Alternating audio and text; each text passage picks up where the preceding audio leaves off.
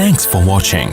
Don't forget to like, comment, share and subscribe to Mufti Tariq Masood, famous scholar. حضرت مفتی صاحب اکثر لوگ یہ اشکال کرتے ہیں کہ قربانی کرنے کی کیا ضرورت ہے، اس سے ملک میں گندگی اور بدبو پیدا ہوتی ہے، اس لیے یہ پیسے کسی غریب یا ادارے کو دے دینی چاہیے، اتنا مال خرچ کرنے کا کیا فائدہ؟ جواب تفصیل سے پیش کریں۔ اور بھی بہت سارے اعمال ہیں جن سے گندگی پھیلتی ہے، سمجھ رہے ہیں؟ گھر کی جب آپ صفائی کرتے ہیں، کچرا باہر نکالتے ہیں تو گندگی پھیلتی ہے کہ نہیں پھیلتی؟ کیا ہوتا ہے کہ نہیں ہوتا؟ گھر سے جب آپ صفائی کرتے ہیں، جب آپ نہاتے ہیں تو آپ کی گندگی اترتی ہے نا، تو اس کو آپ نے ایک ٹھکانے لگانے کا پہلے سے انتظام کیا ہوا ہوتا ہے۔ واش روم میں بھی یہی کچھ ہو رہا ہوتا ہے، اور کچرا کنڈیوں میں جو گندگی پھیلتی ہے، تو گندگی پھیلانے کے سینکڑوں طریقے ہیں جو بہت ضروری بھی ہیں، تو وہ تو پھیلے گی۔ اصل یہ ہوتا ہے کہ اس گندگی کو ٹھکانے لگانے کا پہلے سے کوئی انتظام ہو۔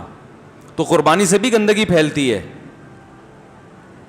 تو اس کو پہلے سے ٹھکانے لگانے کا انتظام ہوگا تو انشاءاللہ گندگی نہیں پھیلے گی۔ تو یہ قربانی سے نہیں گندگی پھیل رہی، مسئلہ سارا اس سے ہو رہا ہے کہ وہیں اوجڑی پھینک دی، وہیں اس کے سری پھینک دی، اس میں کیڑے لگ گئے، اور وہ وہیں گلی میں خون بہا دیا جانور کا، وہ خون پڑا رہتا ہے، اس میں بدبو پیدا ہو جاتی ہے۔ تو جو بھی قربانی کرے بھائی اس کا بہت زیادہ اہتمام کریں۔ دیکھو رسول اللہ صلی اللہ علیہ وسلم نے فرمایا ایمان کا سب سے آخری درجہ یہ ہے کہ راستے سے تکلیف دہ چیز کو ہٹا دے، یعنی اتنا بھی اگر کوئی نہیں کرتا تو وہ ایمان دار کہلانے کا مستحق نہیں ہے۔ یہ ہے پڑی ہوئی تکلیف دہ چیزوں اس کو ہٹا دے۔ اگر کوئی تکلیف دہ چیز پھینکے تو وہ کتنا بڑا بے ایمان ہوگا، آپ اندازہ لگاؤ۔ یعنی ایمان کا آخری درجہ یہ ہے کہ آپ کو گندگی نظر آئی، تکلیف دہ چیز نظر آئی، آپ نے نہیں ہٹائی تو آپ مومن نہیں ہیں۔ تو آپ اس وقت اپنے آپ کو مومن کیسے کہہ سکتے ہیں جب آپ راستے میں تکلیف دہ چیز پھینکیں؟ اور حدیث میں تکلیف دہ چیز ہے تو اس میں اس کا مفہوم بہت وسیع ہے، کچھ بھی ہو سکتا ہے۔ تو جانور کا خون جو گلی میں پڑا ہوا ہے وہ تکلیف دہ ہے یا نہیں ہے؟ اوجڑی پڑی ہوئی ہے تکلیف دہ ہے یا نہیں ہے؟ پائے جگہ جگہ پھر رہے ہیں، اس کے سری پڑی ہوئی ہے، تو یہ تکلیف دہ ہے یا نہیں ہے؟ تو اس لیے قربانی کا ثواب اپنا ضائع مت کریں لوگوں کو تکلیف پہنچا کے۔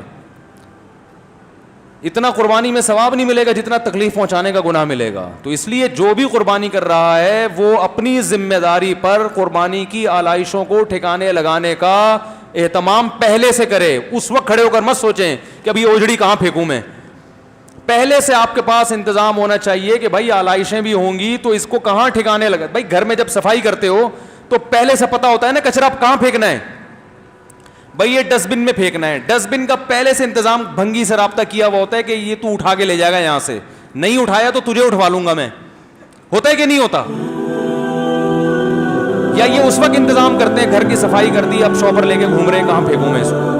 تو وہاں میں نے قربانی میں یہ دیکھا ہے، اوجڑی لے کے گھوم رہے ہوتے ہیں، کس کے گھر کے سامنے رکھوں میں اس کو؟ تو یہ پہلے سے انتظام کرنا ہے آپ نے کہ ان آلائشوں کو کیسے ٹھکانے لگانا ہے، اور بولو بھائی کہاں ٹھکانے لگانا ہے اور کیسے، یہ پہلے سے انتظام کرنا ہے آپ نے، ورنہ قربانی کا ثواب خراب ہو جائے گا جو لوگوں کو، اور پھر اس سے اسلام کا مذاق اڑانے کا موقع ملتا ہے۔ تو مسلمان گندے ہوتے ہیں۔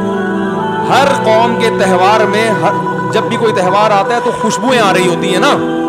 ارے بھائی عیسائی پورے سال نہ نہائیں لیکن کرسمس پہ پورا خوشبوؤں کے بالٹیاں الٹ دیتے ہیں اپنے اوپر، ایسا ہی ہوتا ہے نا۔ تو یہ کیسا مسلمانوں کا تہوار ہے کہ 2-3 دن کے بعد بدبو کے بھبوکوں سے آدمی کا گزرنا مشکل ہو جاتا ہے۔ تو یہ تو اسلام کا مذاق اڑوانے والی بات ہوئی نا، اس سے تو ثواب کے بجائے عذاب ہوگا، اس لیے اس کا اہتمام کیا کریں۔